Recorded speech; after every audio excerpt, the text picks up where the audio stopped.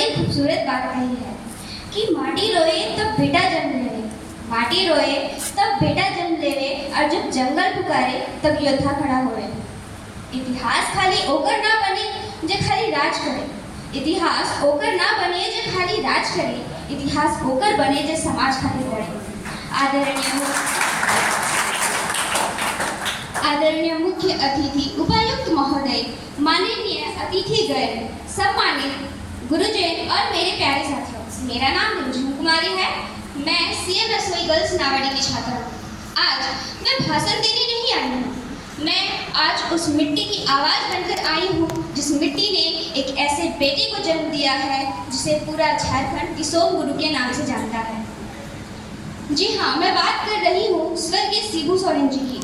कहते हैं कुछ लोग उम्र में बड़े होते हैं, कुछ लोग पद में बड़े होते हैं, लेकिन जो लोग अपने लोगों के दर्द को अपना दर्द बना ले, वे ही इतिहास में हमेशा के लिए अमर रहते हैं।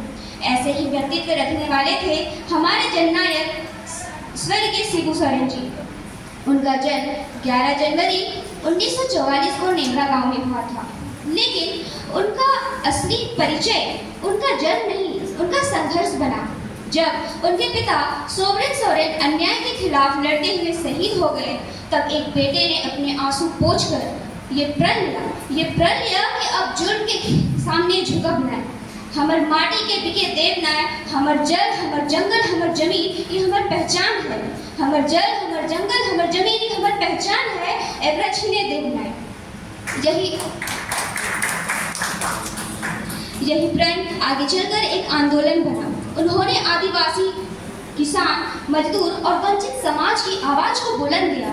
झारखंड को अलग राज्य बनाने के आंदोलन में वे सबसे प्रमुख नेताओं में रहे। वे 3 बार झारखंड के मुख्यमंत्री बने, कई बार सांसद रहे और केंद्र सरकार में कोयला मंत्री भी रहे। लेकिन लोग उन्हें पद से नहीं, उन्हें उनके नाम से जानते हैं। पता है क्यों? ये इसलिए क्योंकि वे जनता के बीच रहने वाले नेता थे। उनकी सोच विकास के लिए साफ थी। विकास ऐसा हो जिसमें गांव मुस्कुराए, किसान सम्मान पाए, आदिवासी अपनी पहचान बचाए और झारखंड संस्कृति को आगे बढ़ाए। दोस्तों, गुरुजी सिर्फ एक व्यक्ति नहीं, एक विचारधारा थी। वे प्रतीक थे हिम्मत का, वे प्रतीक है क्रांति का, वे प्रतीक है गरीबों के अधिकारों का। उन्होंने कई सारे कार्यक्रम चलाए, जैसे धनभूम आंदोलन चलाकर उन्होंने सूदखोरों के खिलाफ आवाज उठाई और गरीबों की छीनी गई जमीन वापस दिलाई। 1973 में उन्होंने जेएमएम की स्थापना की, जिसका एक ही उद्देश्य था, झारखंड आइडेंटिटी और अधिकारों की रक्षा।